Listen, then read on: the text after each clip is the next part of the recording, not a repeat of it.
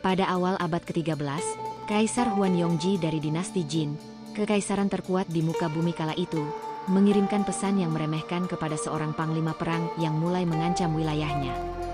Pesannya kira-kira berbunyi, "Kekaisaran kami ini luas bak lautan, sementara kau hanyalah sebutir pasir.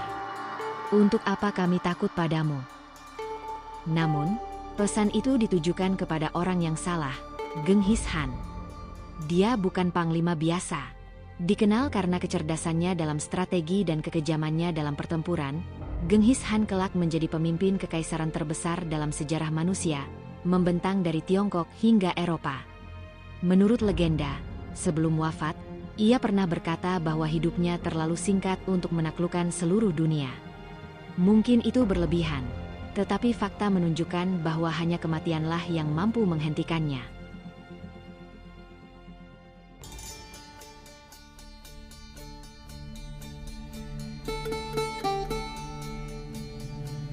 Temujin lahir di stepa Mongolia sekitar tahun 1155 atau 1167. Legenda mengatakan ia lahir sambil menggenggam segumpal darah di tangan kanannya, sebuah pertanda ia akan menjadi pemimpin besar. Ia berasal dari klan Borjigin, salah satu suku nomaden Mongolia. Ayahnya, Yesugei, adalah kepala klan, tetapi hidup keluarga Temujin berubah drastis ketika Yesugei diracun oleh musuh dari suku Tatar. Tanpa perlindungan klan, keluarga Temujin diasingkan, dirampas hartanya, dan hidup dalam kemiskinan. Mereka hanya bertahan hidup dengan memakan akar-akaran dan ikan, sementara orang-orang lain di stepa hidup lebih nyaman dengan daging kambing dan susu kuda. Sejak kecil, Temujin sudah harus menghadapi kerasnya kehidupan. Pada usia 16 tahun, ia menikahi Borte, gadis yang telah dijodohkan dengannya sejak kecil. Namun, tak lama setelah pernikahan, Borte diculik oleh suku Merkits. Temujin mengumpulkan pasukan dan dengan bantuan sekutunya, berhasil menyelamatkan Borte yang saat itu sedang hamil. Anak dari Borte, Jochi, diakui Temujin sebagai anaknya sendiri meski ada keraguan soal asal-usulnya. Temujin tidak hanya bertarung untuk keluarganya. Ia memiliki visi lebih besar, menyatukan suku-suku Mongolia yang selama ini saling berseteru. Ini bukan tugas mudah. Ia harus mengalahkan banyak klan yang kuat, termasuk rival terbesarnya, Jamuha. Setelah beberapa pertempuran besar, seperti pertempuran Dalan Baljut dan pertempuran 13 sisi, Temujin berhasil mengalahkan semua musuhnya. Pada tahun 1206, dalam pertemuan besar, Temujin diangkat sebagai Genghis Han, yang berarti penguasa universal. Untuk pertama kalinya, suku-suku Mongolia yang sebelumnya terpecah-pecah bersatu di bawah satu kepemimpinan. Genghis Han mengubah struktur masyarakat Mongolia secara radikal. Ia menghapus sistem tradisional yang hanya memberikan jabatan kepada bangsawan, menggantinya dengan meritokrasi.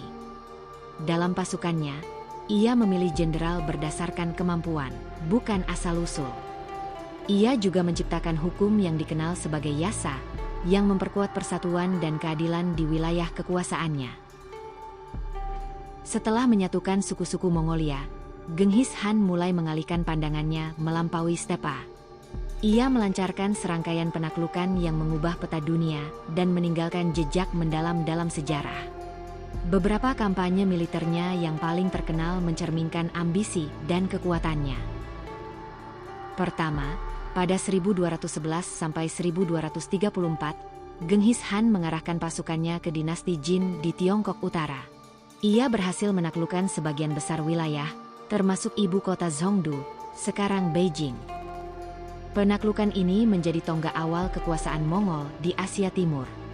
Kemudian, pada 1219 sampai 1221, ia menyerang Kekaisaran Khwarezmia, sebuah tindakan yang dipicu oleh pembunuhan utusannya oleh penguasa setempat.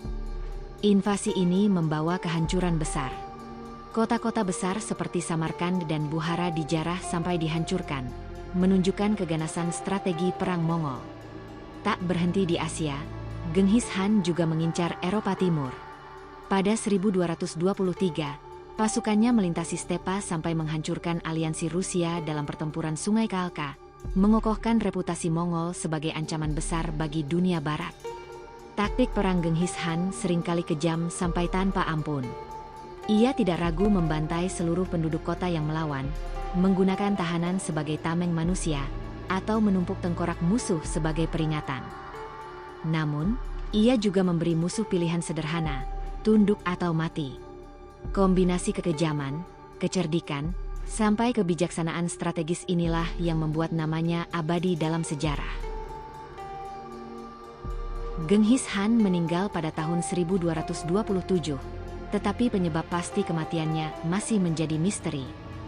Beberapa teori menyebutkan ia meninggal akibat luka perang, jatuh dari kuda, atau penyakit. Makamnya pun tetap menjadi misteri hingga kini, dijaga ketat oleh pemerintah Mongolia. Meski dikenal sebagai penakluk kejam, warisannya tidak sepenuhnya negatif. Kekaisaran Mongol membawa stabilitas dan kemakmuran di jalur sutra, meningkatkan perdagangan dan pertukaran budaya. Ia menjamin kebebasan beragama di wilayah kekuasaannya, menerapkan hukum yang melindungi perempuan, dan menyatukan wilayah yang sebelumnya terpecah-pecah. Sejarawan mencatat bahwa Genghis Khan mengubah bangsa Mongol yang awalnya dianggap barbar menjadi kekuatan dunia yang terorganisasi. Bahkan, hingga kini, ia dihormati sebagai pahlawan nasional di Mongolia. Genghis Khan adalah sosok yang kompleks, kejam sekaligus visioner. Apakah kita mengaguminya sebagai pemimpin yang membawa kemajuan bagi kaumnya atau mengutuknya sebagai tiran yang menewaskan jutaan jiwa? Namun, satu hal yang tidak bisa disangkal, ia adalah salah satu tokoh paling berpengaruh dalam sejarah manusia.